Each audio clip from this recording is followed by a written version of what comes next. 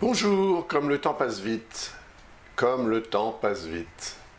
Nous sommes déjà en juin 2019, encore 6 mois, et nous serons en 2020. Le temps passe tellement vite qu'on pense déjà à 2020, voire 2021 pour certains, 2022, etc. L'avenir est évidemment une dimension extrêmement importante.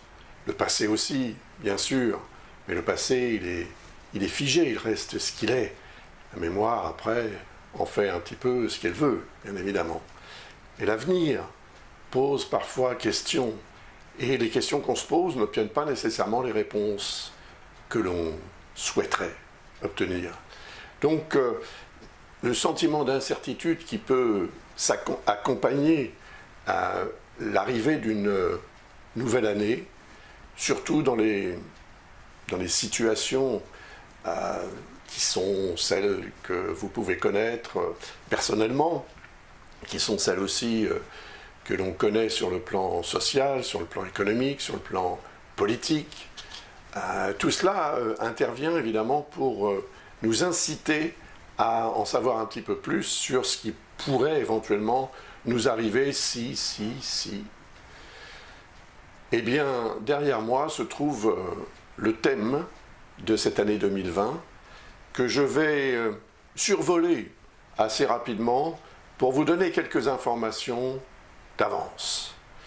Ça veut dire que je referai une vidéo plus conséquente, plus, comment dirais-je, impliquant ou concernant davantage tous les signes du zodiaque, etc., avec l'habitude que vous avez prise peut-être de regarder mes vidéos, eh bien, là, je vais plutôt faire un survol, de manière à ce que vous puissiez aussi situer de façon, disons, approximative quand même, mais cela vous permettra peut-être de vous affirmer dans un certain domaine plutôt qu'un autre, et peut-être aussi de bifurquer, de modifier votre chemin de vie en fonction des énergies cosmiques qui existent effectivement, puisque les scientifiques, les astronomes, les astrophysiciens ont l'habitude de mesurer les champs magnétiques des différentes planètes du système solaire. Donc ces champs magnétiques existent et ils ont effectivement une incidence sur la nature même de notre globe terrestre en tant que matière vivante d'ailleurs, avec des répercussions au niveau climatique, au niveau sismique, etc. Et puis bien sûr au niveau de la nature humaine. Alors, voici ce thème. Et ce qu'on remarque immédiatement, bien évidemment, c'est l'important groupe planétaire dans le signe du Capricorne. Ça veut dire très probablement que ce signe et les natifs de ce signe, ou les personnes qui sont ascendants Capricorne, seront probablement plus particulièrement concernés par cet amas, comme on dit, cet alignement, en fait, dans le signe du Capricorne. On parle d'alignement parce que finalement, ici, en 2 dimensions, nous avons une conjonction, ce qu'on appelle une conjonction, mais si on regarde les choses à partir du globe terrestre qui serait comme ceci, si vous voulez, en regardant vers le ciel, on aurait d'abord une vision de Mercure qui ensuite se trouve très très proche du Soleil. Au-delà, nous avons Jupiter, puis nous avons Saturne, puis nous avons Pluton. Voilà, c'est ce qu'on appelle un alignement. Alors évidemment, elles ne sont pas alignées exactement sur une ligne précisément, puisqu'on voit ici qu'il y a des écarts assez importants, d'ailleurs, avec un Mercure à 4 degrés et un Pluton à 22, mais ça reste quand même une conjonction dans la mesure où tous ces astres sont dans le même signe. Alors on pourrait se dire, oh là là, ça va faire mal. Je pense que cela peut avoir effectivement une incidence, parce que ça produit un tiraillement, c'est-à-dire que les champs magnétiques de tous ces astres sont, en quelque sorte, s'alignent et s'agglutinent s'additionnent. Et évidemment, cela a une répercussion sur le globe terrestre qui, lui, se trouve ici. Donc, on va avoir très probablement en 2020 des manifestations au niveau de la Terre. Parce que d'abord, le signe du Capricorne est un signe de Terre, bien sûr. Cela peut avoir un rapport avec l'écorce terrestre et tout ce qui peut s'y produire. Mais sur le plan humain, le signe du Capricorne sera particulièrement concerné par les éléments qui se trouvent ici. Mercure, la communication, Jupiter, l'évolution, le Soleil, l'action et la capacité à briller, à se faire valoir, et Saturne, la réalisation, Pluton, les remises en question. Donc, tout cela, en fait, va intervenir de façon, comment dire, simultanée. Et c'est parce que ces éléments sont tous dans le même signe, au même moment, c'est-à-dire que le thème, c'est le thème du 1er janvier 2020 à 0h, heure Greenwich, GMT, et cela indique évidemment que l'énergie de ce moment précis qui sert de point de départ à l'année légale officielle peut avoir effectivement un sens, une symbolique. Et cette symbolique, c'est de montrer que l'année 2020 sera une année de réalisation concrète ou ne sera pas. Mais elle sera, bien évidemment. Donc il faudra assumer la nécessité d'envisager ces réalisations le plus concrètement possible. Et cela sera, à mon avis, favorisé par Uranus en particulier, qui se trouve, comme vous le voyez ici, dans le signe du Taureau, en harmonie avec Mercure, Jupiter, le nœud lunaire sud, le Soleil et bien sûr également le nœud lunaire nord. Le nœud lunaire sud représente ce de quoi on doit se débarrasser autant que possible pour aller vers le nord, le nœud nord. Donc on a ici le nœud sud qui est dans le signe du Capricorne, qui est le signe du pouvoir. Si on s'en réfère à l'astrologie politique, le signe du Capricorne représenterait le pouvoir absolu, le pouvoir des rois, des empereurs, des dictateurs, plus particulièrement à l'heure actuelle, bien sûr, puisque les rois et les empereurs ne sont finalement maintenant que des figures symboliques, plutôt que réellement politiques. Mais bon, le fait est que cet amas en Capricorne, en harmonie avec Uranus et Vesta, qui justement, dans mon astrologie telle que je la pratique, représente cette notion d'harmonie, d'équilibre et de bien-être qui peut en découler, j'ai l'impression que 2020 peut être pour bon nombre d'entre nous une année exemplaire, une année extraordinaire, une année de réalisation. Et ces réalisations vont dépendre essentiellement de la capacité qu'on a tous, plus ou moins, à remettre en question ce qui doit être remis en question, à abandonner ce qui doit être abandonné, parce que ça n'a plus lieu d'être. Ça, c'est Pluton. Pluton représente tout ce qui doit en fait être évacué et être abandonné, tout ce qui doit mourir en quelque sorte, pour qu'on puisse reconstruire sur les bases de ce qui aura été éventuellement détruit. Donc, on détruit, on reconstruit, ça c'est Saturne. Et Saturne est dans son signe en Capricorne, donc il est puissant. Alors certes, Mercure, le Soleil vont quitter le signe du Capricorne assez rapidement et pour continuer leur périple autour du zodiaque. Mais ces trois-là, c'est-à-dire Saturne, Pluton et Jupiter, vont rester en Capricorne pendant toute l'année 2020. Cela dit, Saturne va faire une incursion dans le signe du Verseau pendant quelques mois et revenir en mode rétrograde dans le signe du Capricorne, mais on en parlera lorsque je ferai la vidéo plus conséquente d'ici à l'automne 2019 pour qu'elle soit mise en ligne bien avant le début de l'année 2020 quand même. Taureau, Capricorne. Poisson, nous avons Neptune en Poisson. C'est pas mal parce que Neptune est en harmonie avec Vesta.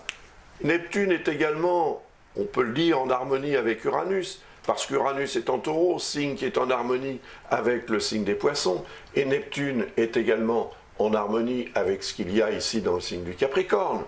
Neptune représente nos rêves, nos aspirations, nos désirs les plus élevés, nos espoirs. Et la Lune est à côté, évidemment. La Lune, ça, c'est au 1er janvier. Et ensuite, hop, elle dégage et elle fait le tour du zodiaque en un peu plus de 27 jours.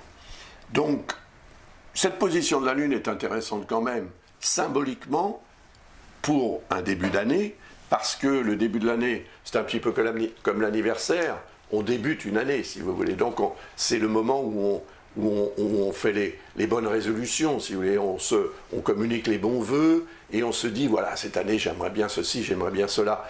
Donc, on va se mettre en action, parce que Neptune représente nos rêves, nos espoirs, nos aspirations, parfois nos aspirations les plus élevées. La Lune représente notre émotionnel, notre sensibilité, qu'on va mettre au service de ce qu'on souhaite réaliser, nos rêves. Et nous avons tout ce qu'il y a ici dans le signe du Capricorne qui va agir de manière concrète, puisque le signe du Capricorne est un signe de terre. Nous avons ici un signe de terre, un signe d'eau et un autre signe de terre. 2 signes de terre et un signe d'eau se rencontrent et le mélange devient constructif. C'est le mortier qui sert à construire, en fait.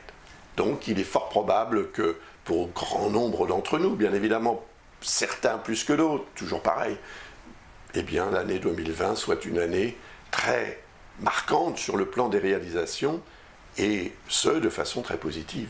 Alors, vous n'êtes peut-être pas né sous le signe du Capricorne, vous n'êtes peut-être pas né sous le signe des Poissons, ni sous le signe du Taureau, mais vous avez quelque chose dans ces signes. Dans l'un de ces signes plutôt que l'autre, mais dans tous ces signes, vous avez quelque chose, dans le sens, vous pourriez avoir une maison astrologique, vous pouvez avoir un astre, vous pouvez avoir toutes sortes d'autres éléments. Donc, il y a quelque chose de très intéressant dans cette configuration, qui est très prometteuse à mon avis. Bien sûr, il y a cette dissonance de Chiron, qui annonce quand même la nécessité de prendre conscience de certains maux. Chiron, c'est la maladie, la santé. Donc, pour rester en bonne santé ou pour rétablir un état de santé physiologique, mais également dans d'autres domaines de vie, parce que ça peut aussi s'exprimer de façon symbolique, cette notion de santé, eh bien, évidemment, il faudra faire preuve de vigilance, éviter les excès représentés par Jupiter, qui, évidemment, pourraient devenir une source d'incidents et d'erreurs de parcours. Alors, on va dire peut-être plus particulièrement pour les natifs du Bélier du 1er décan, peut-être, effectivement, puisque Chiron se trouve dans le 1er décan du Bélier. Mais, encore une fois, nous avons tous quelque chose en Bélier, que ce soit une maison, ou un astre, ou un autre élément, on a tous quelque chose en Bélier, et ça aura une incidence dans le domaine représenté par ce Chiron dans votre thème natal. Voilà, si vous voulez en savoir un petit peu plus à ce sujet, n'hésitez pas, je suis là pour vous servir, donc visitez le site de l'école Ablas, et c'est avec plaisir que je répondrai à vos questions. En pianotant sur le site, vous trouverez le lien qui vous permettra de poser une question, ou même de demander une analyse approfondie, soit par moi-même ou par l'un de mes collaborateurs, collaboratrices, que je mets en avant sur le site. Voilà. Et puis, il y a en ce moment, alors, tout un tas d'autres choses. Vous voyez que Mars est ici en Scorpion. Il est en harmonie relative avec Chiron. Il est surtout avec la Lune noire, et ça c'est très intéressant, parce que la Lune noire, c'est la position moyenne que j'utilise. La Lune noire représente en fait les zones d'ombre, les troubles, les doutes qu'on pourrait avoir. Et ce Mars en harmonie avec la Lune noire, eh bien, devrait nous permettre d'être beaucoup plus actifs et réactifs face à l'inconnu, si vous voulez, face à cette zone de vie dans laquelle on peut avoir besoin de s'engager ou bien dans laquelle on souhaite s'engager. Et les doutes peuvent évidemment freiner la progression et la réalisation des différents projets, mais je crois que grâce à Mars, nous aurons, encore une fois, certains plus que d'autres, mais globalement, je pense que cette énergie de Mars peut nous servir, plus particulièrement au début de l'année, bien sûr, puisque Mars va séjourner ensuite dans le signe du Sagittaire pendant environ 6 semaines, à partir du 1er janvier ou du première semaine de janvier. Et voilà. Donc, l'énergie de Mars peut également nous servir. Mars va passer dans le signe du Capricorne à partir du 17 février jusqu'à la fin du mois de mars. Et ce sera un moment, évidemment, à choisir pour prendre des décisions, etc. Mais je ne veux pas trop vous en dire, parce que sinon, la vidéo que je compte faire à la fin ou à l'automne 2019 n'aura plus grand intérêt. Donc, je termine cette vidéo, mais avant de terminer, je voudrais vous présenter ce livre, parce qu'en ce moment, il y a une promotion très intéressante sur le site de l'École à Blas, qui est valable ou qui sera valable jusqu'à la fin du mois de juin, jusqu'au 30 juin, à minuit. Vous bénéficierez, si vous vous procurez ce livre sur le site d'Amazon, eh bien, vous serez automatiquement inclus dans les abonnés à mes vidéos, à toutes les vidéos que je ferai en 2020, et vous recevrez également, gratuitement bien sûr, 2 vidéos concernant votre signe et votre ascendant en 2020. Donc des vidéos prévisionnelles pour le signe et l'ascendant. Voilà, donc si ça vous intéresse, eh bien, rendez-vous sur le site de l'École à Blas, cliquez sur l'onglet promotion et vous aurez accès à celle-ci. Et j'espère que ce livre vous apportera ce que vous en attendez du point de vue connaissance, amélioration de vos connaissances ou bien l'entrée en matière de l'astrologie. Tout est là, ou presque, pour que vous puissiez devenir un très bon astrologue. Je vous remercie de votre attention et de votre confiance en mon travail. À très bientôt. Au revoir.